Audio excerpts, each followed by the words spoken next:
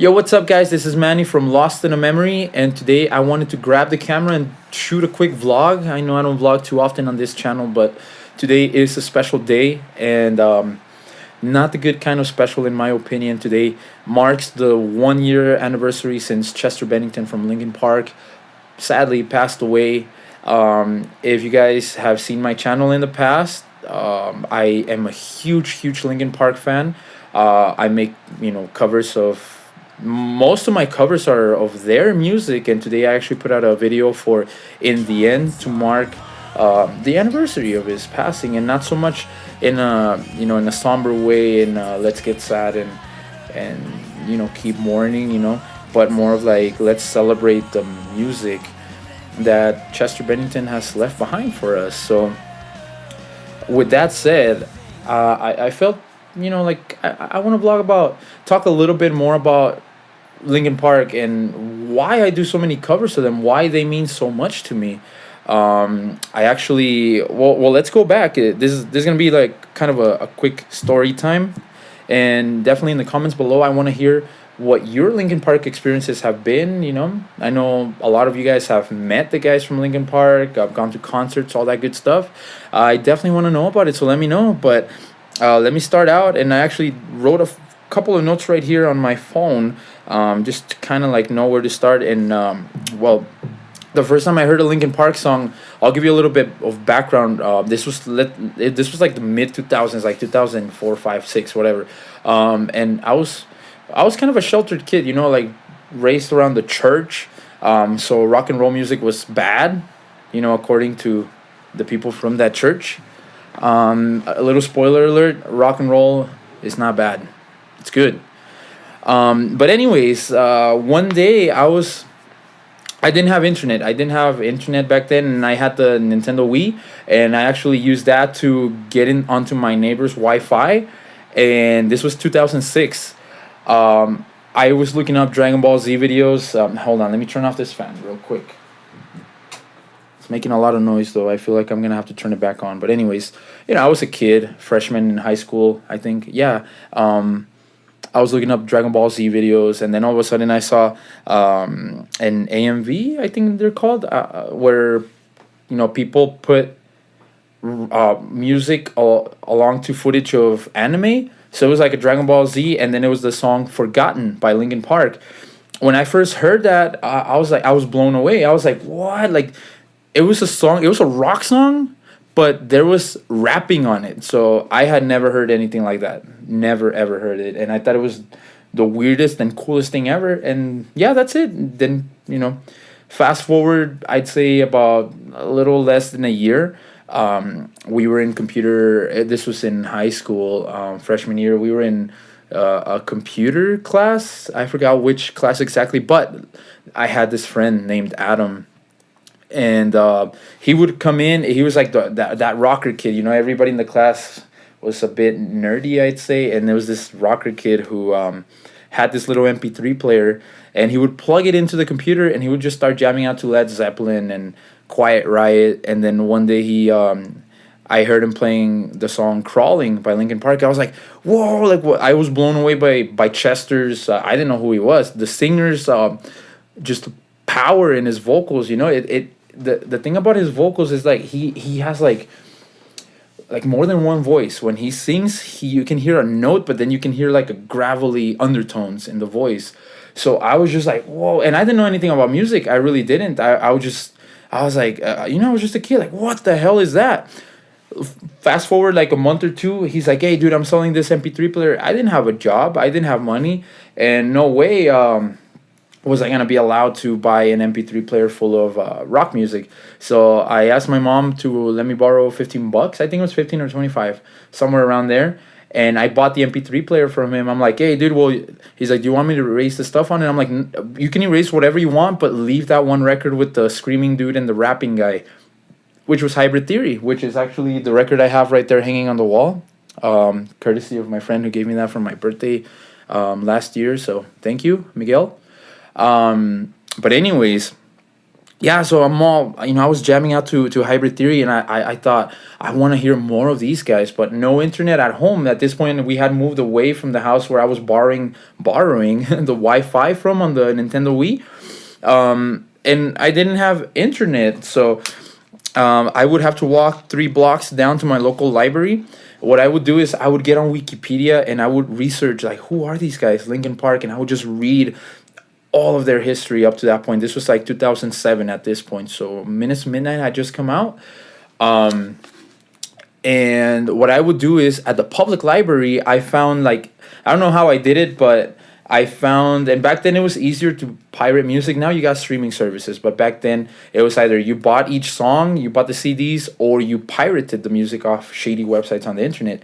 I would log on to those shady websites on the public library, and one by one, I would like, let's say I would go, right after school, I would go to the library, download like maybe 3 4 songs off of these shady websites, and most of them were really bad quality. They were chopped up in places, but I quickly built up a collection of pirated Linkin Park songs. I probably shouldn't be saying that, but hey, I bought it. I bought the records eventually, so hey, don't sue me, Warner Brothers Records.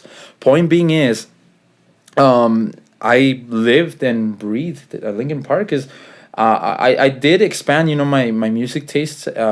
Thanks to them, I listened to like Metallica, Rise Against, all these other bands, but they all these years they have been the center of, like I gravitate towards them, towards their music, and I can honestly say there probably doesn't go a day doesn't go by that I don't listen to their music, to this day.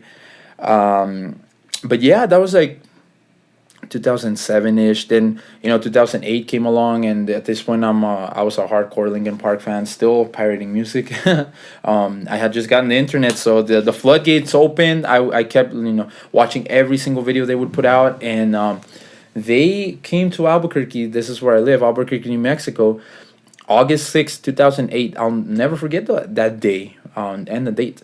I went to a concert, and that was the only time they came to Albuquerque since then. And I pretty much knew, like, if I don't go, these guys are getting so big, they're not gonna come back to Albuquerque. And sure enough, they never came back. At least not up to this point. But yeah, they played at an amphitheater along with the Treyu and a band called Ashes Divide. Who, well, anyways, I won't go into too much detail, but yeah, that was amazing. That was and I believe, yeah, that was my first rock concert ever. So to have my first concert ever, to be Linkin Park, that was amazing. So that's why I can never forget that day. So it was dope. From then, like I started getting into music. That's when I bought, over there I have quite a few guitars. How many are there? 8 guitars, 7 here and another one in the other room. I bought one of the, my first guitar. Well, my mom bought it for me, and I started learning songs. I wanted to learn how to play Linkin Park songs, and then down the road I started getting more into like playing drums and like all these other instruments. And one day I said, like, man, like I want to sing like Linkin Park. I want to play like Linkin Park. So I started learning their music, their songs, and just became a huge music nerd. You can ask me, hey, what key is this Linkin Park song, and I'll more than likely be able to tell you, oh, that's C sharp minor or whatever. So they were a huge part of also my musical style. If you heard if you hear my original music, and I don't have all of it out just quite yet, but a lot of it has those Linkin Park influences, that hard rock and hip hop and electronica elements. They became a part of my musical style. So yeah, that's pretty much it. Let me see what else I got right here in the notes. Well, yeah, we went over how I was learning how to play their music, and then I started. I wanted to. I saw this kid on YouTube named Alex Macmillan. Some of you may know him from his project Razor Red Noise. And this guy he was blowing up at the time. This was like 09, 2010, around those days. He was just making Linkin Park covers left and right, and he would play the music and he would sing the songs, and then he'd put it all together in video form. And I thought, oh man, this guy's super cool. I watched all of his videos, and I'm like, I want to learn how to do that. So I taught myself. I pretty much taught myself music, taught myself how to make videos. And yeah, when I saw him, I'm like, well, I'll follow in this guy's footsteps. And he, in turn, of course, he got inspired by Linkin Park, and his style is very, very similar to Linkin Park's. So it's, you're hearing about this kid, you're hearing about me, and how many other kids are out there, and kids and grown-ups alike, that have gotten inspired to get into music by Linkin Park, that have been inspired by Chester Bennington to start singing, to get out of your shell. And I believe it was the emotion and the lyrics that that really resonated with us kids, because most of those lyrics, and some people may see them as negative, like the whole Hybrid Theory album, it talks about hate, really, really bad stuff, but it's just that it's not promoting it. What the thing about Linkin Park is, like, they're, everybody has these really negative emotions, but instead of bottling them up, or like putting them out there and promoting them, they just spew them out, and it helps the kids who don't have a voice. It helps them find out, find their voice, find what they're feeling. So I'm really thankful about that, and about that band. So yeah, I mean, fast forward a few years, I'm still making Linkin Park songs. I mean, by no means, hold on, let me turn on this fan because it's really hot. But by no means, would I compare myself as a singer to Chester. But for sure, like he has been the influence, and I strive to be, good, great, just like him. So I saw them live, and this is fast forwarding to last year, for when they released One More Light. Do I have One More Light up there? Yeah, it's up there. When they released that record on May 19th, 2017, that was last year. They announced a few weeks before that, they announced that they were gonna have a show. They were gonna play a show in Las Vegas. No opening bands, just them in the Chelsea at the Cosmopolitan in Las Vegas. And as soon as they announced that same day, I freaking bought my ticket. I think it was the same day. If it wasn't the same day, it was the day after. But I told my friends, my friend Hebron, he's a big Linkin Park fan. I'm like, yo, dog, we have to go see these guys. We bought our plane tickets. I want to say it was the same day. We went to Dave & Buster's to celebrate after that. Oh, we went to Dave & Buster's to... No, not Dave & Buster's. What was it called? The place where they sell the wings. Oh, my God, that's going to bug me. Well, whatever. That place where they sell wings. And I know I'm going to remember as soon as I go on to the next topic. But we went there to plan it out. Like, okay, should we do this? Hell yeah, we should do this. We got our tickets, and we flew out to Las Vegas. The problem was, after we bought our tickets... I came down with a really bad case of, and I've always had anxiety and a little bit of depression, but I can't. My anxiety went from, like, I'd say, like, from 10 to like 1 million. Of like a couple of weeks before the show, I fainted at work. To this day, we don't know why. I lost consciousness, and my heart just kept racing. Normal heartbeat is like 70 BPMs, depending on the person. My heart literally was like, it was beating, and then it would like go like to like over into the high hundreds of BPMs, maybe 200. I don't know if it went that high, and then it would slow way down to like 50. And in the hospital, it was kind of scary, because your heart is what keeps you alive. So when the organ that keeps you alive is skyrocketing and then going down in like the speed of the heartbeat, it was a scary experience. But I had really bad anxiety, like extremely bad anxiety, and I contemplated, I'm like, no, like, I shouldn't go to Las Vegas and see Linkin Park. I mean, I'm sure, my health is what matters. Like, I'm sure I'm gonna get to see them again someday. But no, I went through with it. It was kind of scary. I had a couple of panic attacks out there in Las Vegas. You'll be glad to know I'm doing a whole lot better right now. But back then, it was just one of the worst times of my life. And I'm glad that I did go see them, because the show was amazing. And I'm not just saying that because they're my favorite band, but literally the energy, like, when you're in a room with like hundreds, and normally, they play stadiums of thousands of people. This was hundreds. It wasn't too big of a venue. But like, everybody's singing.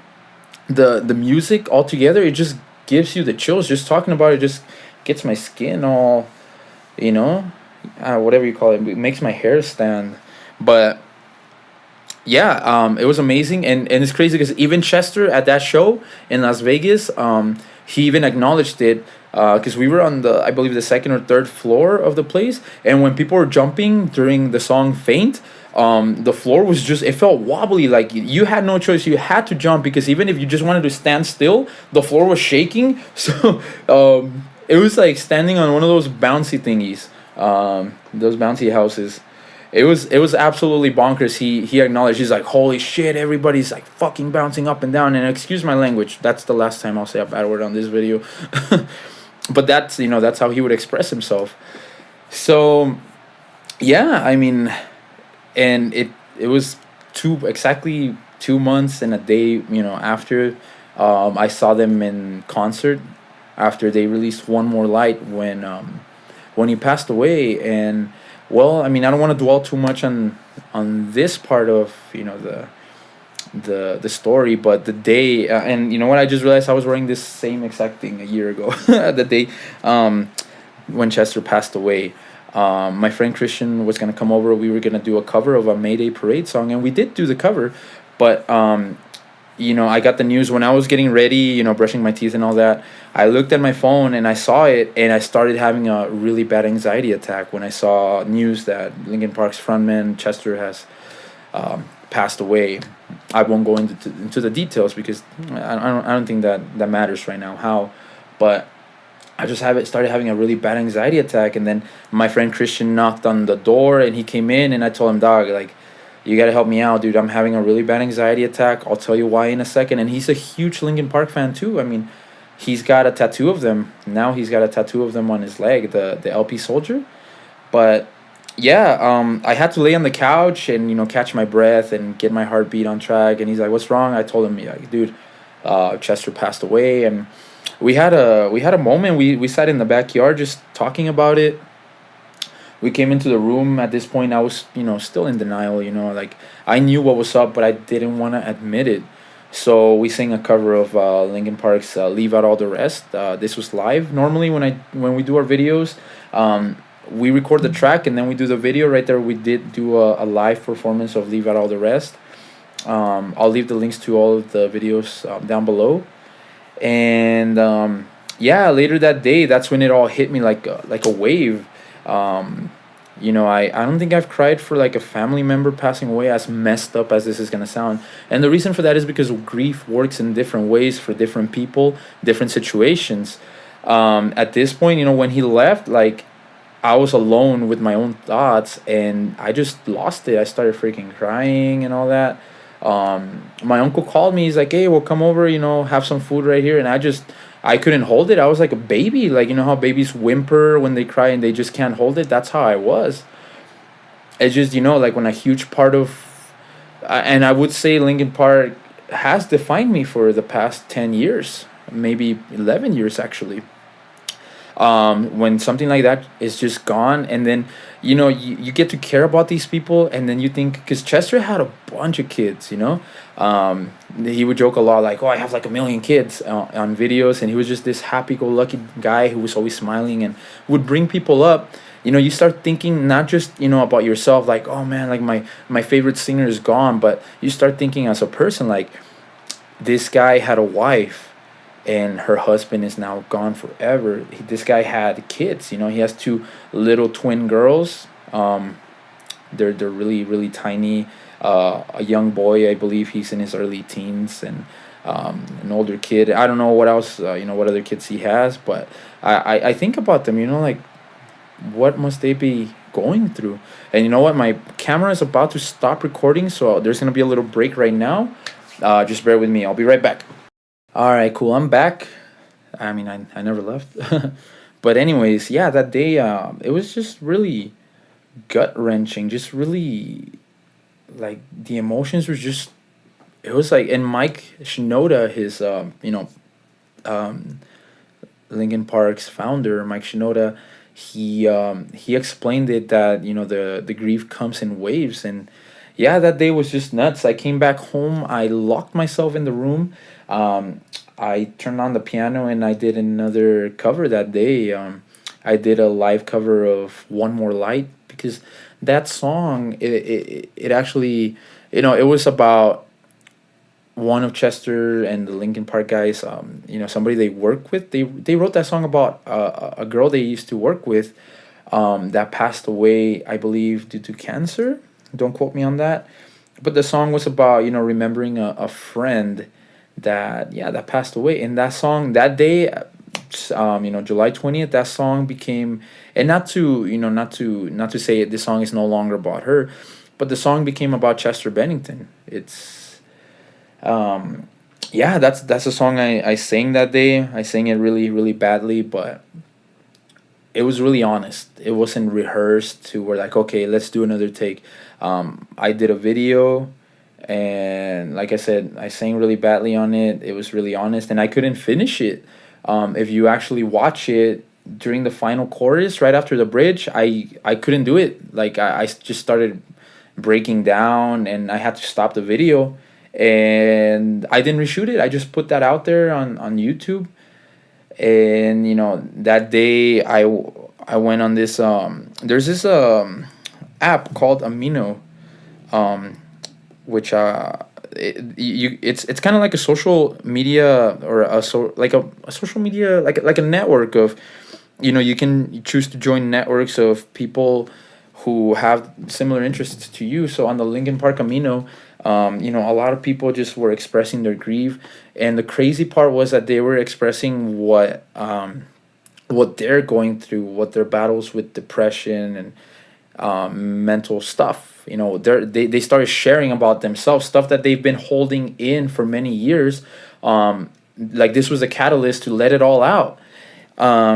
I had this kid, I remember, reached out to me because I posted the videos on there, the One More Light video and some of my other Linkin Park covers. And this kid reached out to me saying that he was afraid that his mother was gonna, commit suicide, because she was very depressed and all that. So we went back and forth, like, talking about it.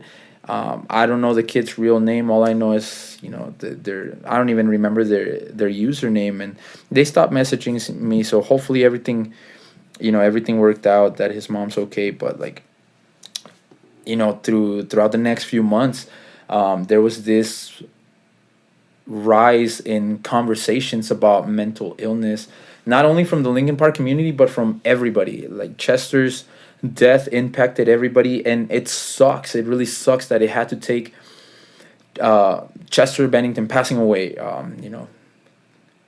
for people to open up about mental issues. But at the same time, I mean, in spite of the circumstances, I'm glad that people are talking about it, because, I mean, I've gone through depression and anxiety, and it's not like a lot of, there's a lot of misconceptions about it. Like, hey, if you're feeling depressed, do something that makes you feel happy. That's not it. It's just, straight up, the chemicals in your brain, it's a different, they're just not there. The chemicals for happiness are just not flowing, and, people need to understand that. And thankfully, in the past year, I mean, Chester's wife, Talinda, she's been an advocate for mental health. And, if you're watching this, just take care of your mental health. It's just like your health. You wouldn't do things to jeopardize your health, because down the road it's gonna come back and bite you in the butt. If you have a really bad diet, that's gonna ruin your insights, and later on, you're gonna pay the price. Well, we would pay the price if we start doing all kinds of bad drugs. They are gonna take their toll. If we start, not caring about our mental health, bad things are gonna happen. Bad things can happen. Not everybody's the same. So, just, if you're listening to this, and I know this vlog started about, it started about my Linkin Park experience, but I feel like it's really important to talk about that kind of stuff. And I know, a lot of you guys watching this, you may not know me in real life. But for real, find me on, my social media, Facebook /Lost in a Memory. If and I'm not just plugging in my stuff right now. What I want to do is, if you need someone to talk about, I'm telling you, I've gone through depression and anxiety, and it sucks to go out, to go at it alone when people don't understand. And I understand. So if you need somebody to talk to, let me know. I got you. um I'd be more than happy to have a conversation with you guys. Let me turn on this fan because it's getting really hot again. But anyways, going back to Linkin Park, and this is how, to close it out. All I gotta say is, I'm really thankful for that band. They got me through, and a lot of people say like, "Oh, this band got me through this, and this band got me through that," and it's true. I'm not just saying that. Trying to take validity out of that. What I'm trying to do is, what I'm trying to say is, Linkin Park did get me through a lot of stuff. Um, and I'm just really thankful, and hopefully, I mean, it's kind of hard to end on a positive note, because Chester Bennington, he's gone for good. He's never coming back. But the bittersweet thing is that, he did leave us with all kinds of awesome lyrics, awesome records. You guys, I would encourage you, the Linkin Park community. If you've heard Linkin Park, there's actually a ton of other songs and projects that Chester Bennington actually did outside of Linkin Park that not a lot of people know about. So you guys, Chester, let me tell you about some of them. Chester Bennington had a solo project in 2009 called Dead by Sunrise. He did an entire record, a whole record, and some live performances with the guys from Julian K. And these songs were really personal, so they weren't so much Linkin Park songs, but they were songs that Chester wrote. And they're like, for example, in Linkin Park, there wasn't a lot of love songs that Linkin Park did. They were mostly like emotions and just spewing them out. Chester did a lot of like love songs. On Dead by Sunrise, dedicated to his wife and things like that. So check that out. He did a bunch of movie soundtracks. He actually he was with Stone Temple Pilots. Here's something cool, and this is something really uplifting. Chester, as a kid, as a young man, he grew up listening to Stone Temple Pilots, and he says that they were one of his biggest inspirations. And you can tell in his vocal style that he's got that grunginess. He had a grunge band named Great Days right before Linkin Park. So you hear a lot of that influence. But yeah, he became the lead singer of Stone Temple Pilots for a couple of years, I believe. And they did a record together, so check that out too. Cause yeah, he had a wide range. You can hear it in Linkin Park songs. He'll be singing like "Shadow of the Day" or "Little Things Give You Away." He'll have like this really soft voice, and then you'll hear songs like "Giving Up" and "Faint" and "Crawling," where he's just like singing like like that screaming voice, that powerful voice. But then if you check out stuff outside of Linkin Park, you can hear him singing like blues, like a bluesy style, grungy style, more of a raspiness in his voice. Really completely different. So he was a versatile musician for sure. And I would say, like there's a lot of musicians with recognizable voices. Steven Tyler from Aerosmith. Once you hear him, you'll know who that is. Jared Leto from 30 Seconds to Mars, he's very recognizable too. Chester was just like unmistakable. So yeah, that's it. That's all I got for you guys. If you guys are musicians and do Linkin Park stuff, or just any kind of stuff, plug in your channel in the comments below. I wanna check you out, check out what you guys do. And yeah, that's pretty much it. You guys, don't forget, check out my cover of In the End. I poured everything I've got into this one. It would mean the world to me if you check it out. And yeah, check this out. I got the. Have you guys heard the Mike Shinoda record? Mike Shinoda from Linkin Park. He in the past, what is it? Since Chester passed, he's been writing music, and he put it out as a record. This record's amazing. It's called Post Traumatic. It comes with an art book. Well, if you buy the special edition, I recommend it. This art book is freaking insane. It's crazy how Mike Shinoda put all this together in less than a year. I'd say in less than half a year, maybe. I don't know. Comes with the T-shirt too. I wanted to show you guys. Check it. Mike Shinoda. Then I got the Well, this one, the One More Light tour shirt, and I had the I don't know where it's at. You can see me wearing it in the end video. When I'm playing the guitar and I'm doing the rapping parts, you see me wearing the Linkin Park and Friends Chester Memorial shirt that they sold for the Hollywood Bowl event in October. I don't have it here in the room. I don't know where it's at actually. Probably in the dirty laundry. But I also sang a song that Mike Shinoda sang. Yeah, let's talk about that real quick. The memorial show in October. I believe it was the 27th of October, or sometime then, like near the end of October. I really wanted to go to California when they announced that show. It was gonna be it was Linkin Park and a ton of other bands. It was a 3 hour long concert. Steve Aoki, Machine Gun Kelly, a lot of the writers that helped out in One More Light in the album, they sang and it was beautiful. Kiara was there. What Sydney or whatever her name is from Echo Smith, M Shadows from Avenged Sevenfold, the guys from Some 41, whatever that band is called. Blink 182 was there. They played What I've Done. They played all kinds of cool songs. And if you guys haven't checked out that memorial show, it's available for free on YouTube. It's like 3 hours, and I guarantee those are gonna be the best 3 hours of your life. The best cathartic, bittersweet hours of your life. Because, yeah, I might have cried a few times during that show. But Mike Shinoda played a song called "Looking for an Answer," and that song, it's very special to me because he's trying to comprehend what he could have done to maybe prevent his friend's death. He's just in that state, like, oh, like in that bargaining state that comes with grief, like, what could I have done to prevent this from happening? And a month before he sang that song, about a month or a month and a half, one of my best friends, Obed, he passed away too.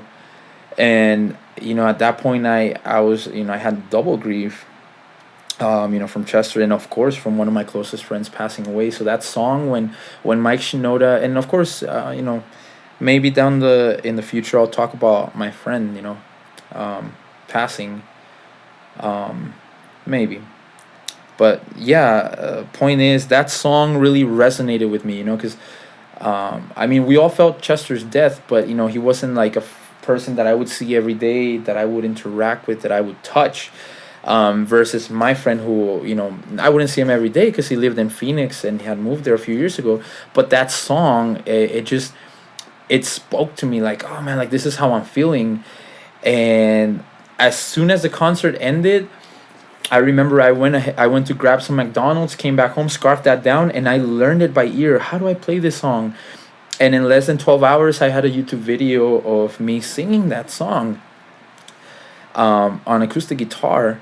And it's just, I think those performances were it's raw, it's the feeling, it's not too rehearsed, it's not like, oh, like let me redo that take, let me do another take of this verse.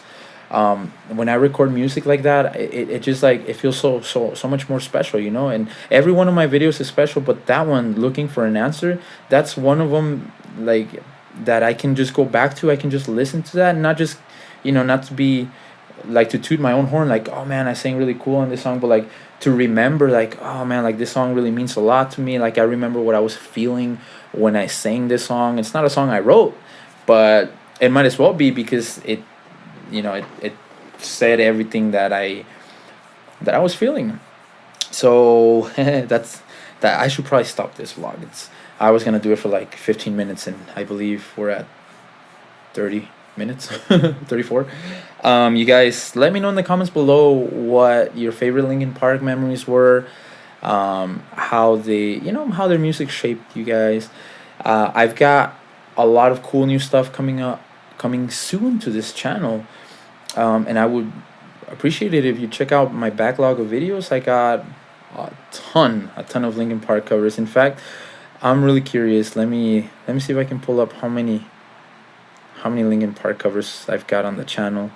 I've got some original music, and of course, when you hear my original stuff, you'll pick up on those Linkin Park reference of how do you call it references. I can't even speak today.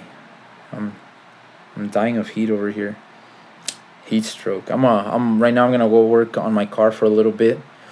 Linkin Park covers 19 videos. I've got 19 videos of Linkin Park covers. Keep in mind these videos, most of them take months between the planning stages and actually recording and putting them out on YouTube. Um, and of course, I got more and more Linkin Park covers on the way. Oh, last week I actually did a cover of "Nobody Can Save Me." Two acoustic guitars, two vocals. I got a lot of really cool harmonies in there, and yeah, that song means a lot to me. It feels like it was Chester's, cry for help. So I really wanted to sing that song. So check that out. Check that out too. "Nobody Can Save Me" by Linkin Park. I've done some Linkin Park collaborations. So check those out too. And you guys, thank you so much. Remember, hashtag make Chester proud. And well, I'll see you guys soon. Peace.